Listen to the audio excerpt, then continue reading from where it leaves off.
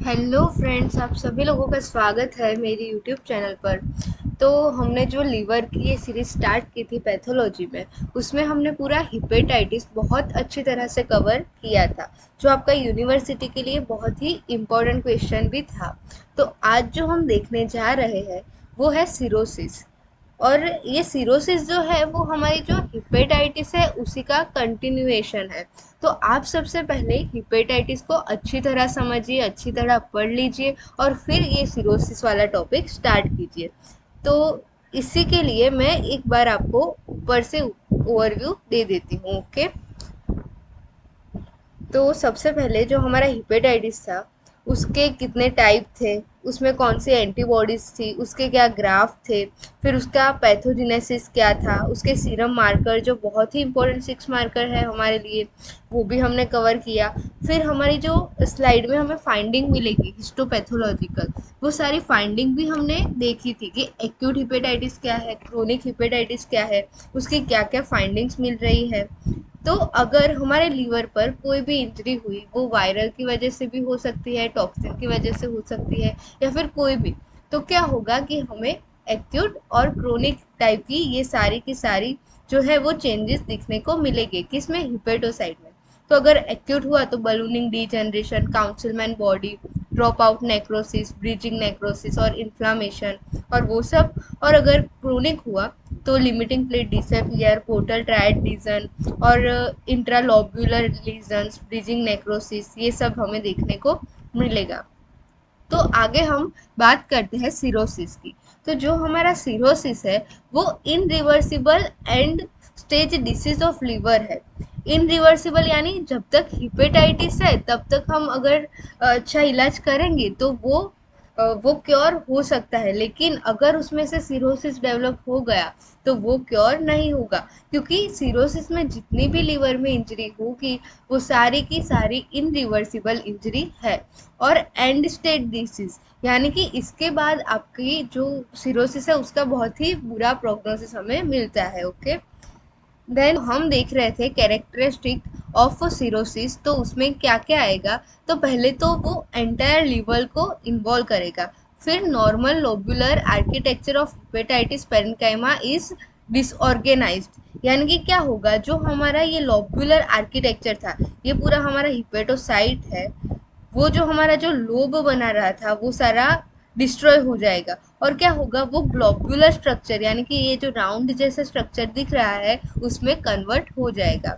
Okay, alternate area of necrosis and regeneration, क्या होगा कि जो हिपेटोसाइट्स है उन सब में इन्फ्लामेशन होगा, उसकी वजह से इन्फ्लामेटरी रिस्पॉन्स आएगा और वो इसे सब इस सब चीज़ को डिजनरेट करेगा और नेक्रोसिस होगा। और जितना भी डिजनरेशन हो रहा है उसके सामने हमारी बॉडी क्या करेगी, उसे कंपनसेट करने का ट्राई करेगी, उसी की वजह से यहाँ पे रीजनरेशन भी होगा। ओके, एंड क्या होगा, formation of nodule separated from one another by irregular band of fibrosis, और इन्फ्लामेशन की वजह से फाइब्रिन रिलीज होगा और फाइब्रोसिस होगा। फाइब्रोसिस की वजह से क्या होगा कि ये जो हमारे हिपेटोसाइट के लॉब्यूल के बीच का ये जो स्ट्रक्चर है, यहाँ पे हमें फाइब्रिन के बैंड्स इस तरह से दिखने को मिलेंगे। ओके, तो ये चार जो फीचर्स है वो आपको याद रखने हैं। ओके, एक मिनट। अब इसकी हम देखते हैं पैथोजेनेसिस। तो सबसे जो इम्पोर्टेंट चीज है जो आपको याद रखनी है वो है लोब्यूल कन्वर्ट इनटू नोड्यूल, कि जो हमारा लूप वाला स्ट्रक्चर था वो पूरा नोड्यूल में कन्वर्ट हो जाएगा। फिर इनरिवर्सिबल नोड्यूल होगी ये वाली। तो जो हमारा नॉर्मल स्ट्रक्चर है, ये जो नॉर्मल हिपेटोसाइट की ये सारी प्लेट है, ये जो हिपेटोसाइट्स है वो आपको दिख रहे हैं, और वो क्या हो गई, ये जो उसका हेक्सागोनल स्ट्रक्चर है वो राउंड में कन्वर्ट हो जाएगा और इसके बीच में कोलेजन और फाइब्रिन डिपोजिशन होगा। ओके, और ये किसकी वजह से होगा, तो आपने अगर यहाँ पे हिपेटोसाइट वाली सीरीज देखी है तो आपको पता होगा कि जो नॉर्मल स्ट्रक्चर है लीवर का, उसमें जो स्पेस होती है वहाँ पे ईटोसेल प्रेजेंट होते हैं, और ये ईटोसेल जब भी कोई इंजरी होगी तब फाइब्रिन रिलीज करेंगे और फाइब्रोब्लास्ट में कन्वर्ट होंगे। ओके, तो ये जो है पूरा मैकेनिज्म, उसी की वजह से यहाँ पे हमें फाइब्रिन और कोलेजन का डिपोजिशन मिलेगा। ओके, किसकी वजह से? Due to Ito cell. तो ये आपका एक 2 मार्कर हो गया।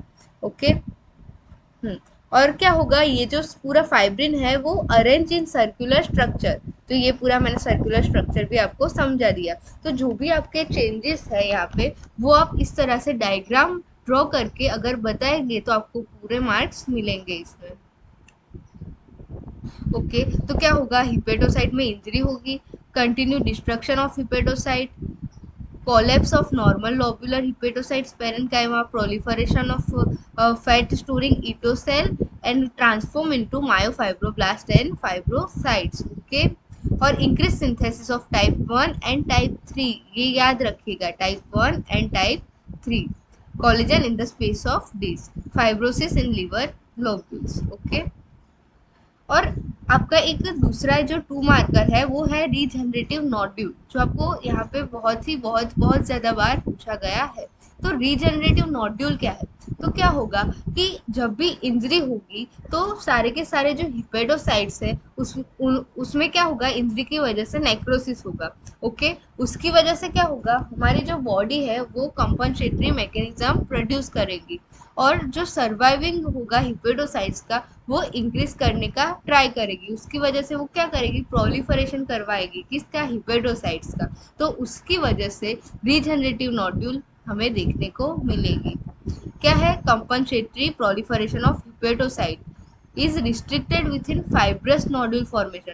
और मैंने आपको पहले ही बताया कि ये जो है यहाँ पे फाइब्रस नोड्यूल फॉर्मेशन हो रहा था, यानी कि यहाँ पे फाइब्रिन डिपॉजिट्स होगा।